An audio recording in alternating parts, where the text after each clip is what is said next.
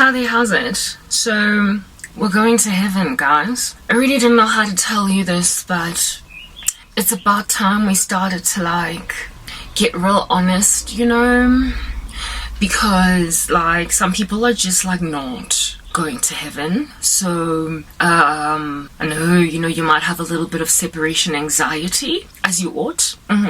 Because a whole bunch of people are going where a whole bunch of people are also not going. But in just kind of putting it out there that we're going to heaven, I guess we could also just put it out there that it's not like a death, where you put your affairs in order and leave an inheritance for some children. And just kind of write some letters to some people on some, look, dude, I'm sorry I pinched you in grade 11. Wasn't even that deep, I'm sorry. But you know what? I actually did it because I kind of liked you. So just take that as a little bit of a backhanded compliment that I pinched you. Anyway, I really hope that you live a beautiful La Vida Loca. Yeah, now that I'm going to heaven, enjoy the rest of your existence here, because YOLO, you know what I mean? You only live once, Scar. You do. So just putting it out there again, I'm really sorry about pinching you in grade 11. It's only because I had a crush. And now that you're all married with a wife and 3 kids, I realized that I shouldn't have pinched you. I should have probably just said, John, I like you. Because then maybe I'd be that wife, But, let's move on from things in grade 11. All regrets, bottom line is, I'm going somewhere where I'll never regret again. But I just kind of have to put it out there that I'm sorry about the pinching. Yes. Anyway, so enjoy, right, John? Hopefully I'll, perhaps, see you in another, space when I come back as a butterfly. No, that's not what we're doing. We're going to heaven, you guys. But the letter that we are writing to John and Ponto and Jabu and Vusi is more be afraid, Jabu, be very afraid, Vusi. John, try and see if you can't find an abandoned underground bunker. Yes, and Jabu, since you were a prepper, try and see if you can't put fortified walls around your house, or maybe just take all that food that you prepped and put it underground. And try and see if you can survive that for 7 years. Because according to the book of Revelation, I don't see anywhere where, an underground bunker could be harmed other than with an earthquake.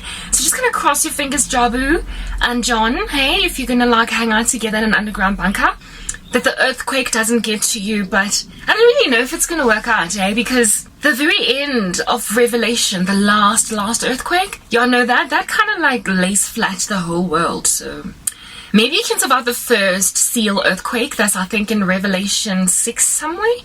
That one only hurts maybe a third of the earth. So try and hope and maybe cross your fingers that you'll be somewhere where it doesn't lay flat. But you're not going to be very good later on, because that's just going to take the rest of everything. So no, Jabu, you know what, Vusi, you know what, Pinky and Renele, you know what, Georgina, this is what we're going to do. Just pray, yeah.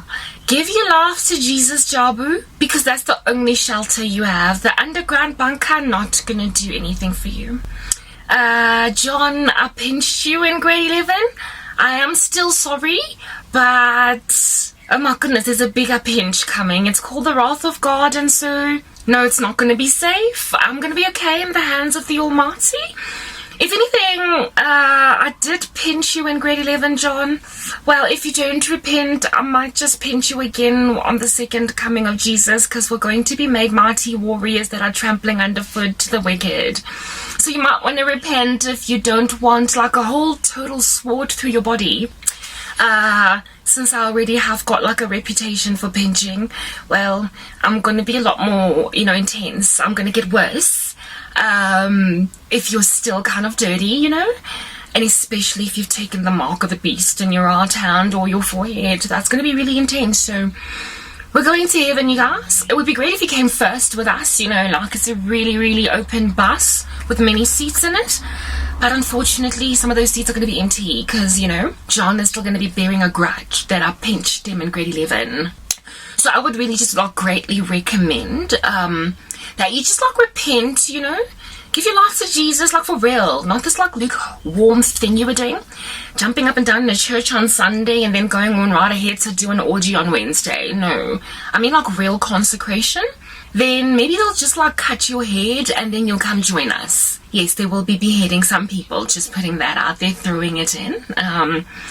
Yeah, so this is me putting my affairs in order and writing a goodbye letter because I'm going to heaven. And no, I'm not dying, okay? Never. I'm more like Elijah, and I'm also more like Enoch, okay? If you don't know who those guys are, oh my goodness, obvious, you haven't been reading the word. Well, they didn't die. They just kind of went to heaven, yeah. They just got caught up, yes. Other people call it a Harpatsu.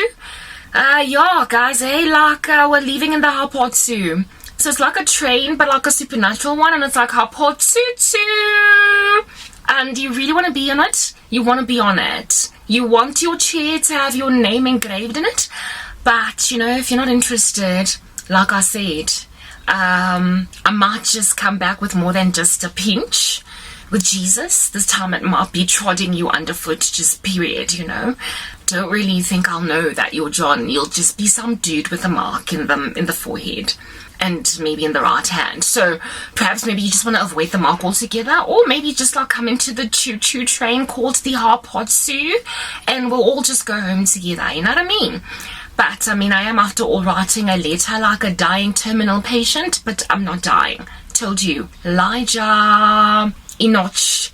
Yeah, so as a Christian, a child of Jesus, a living God, I call the Lord Abba Father. Amen, you know. I'm just kind of warning that, you know, things are going to get very intense very soon.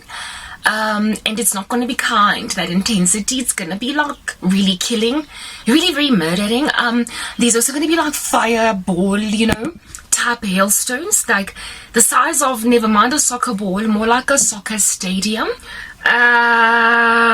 So you really might want to not be here when it happens, but you know, you win some, you lose some, and I've been losing more than I'm winning with evangelism. It's not really working too well for me, but you know, it's okay, because my reward is in heaven, and it's great. But I do care about you, Jabu and Cassandra. Yeah, since you're going to be left behind, you know. How about you just, like, know Jesus, and not be stuck and stranded with anger, because who in the world gets angry at God, you know what I mean? It's just useless. Love him. And hold on until the end. We're rooting for you there in heaven.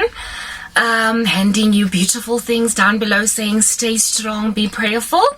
Say hi to Moses and Elijah. Yeah, I know they're going to get killed, but, you know, just in case you get to meet them, just say hi first.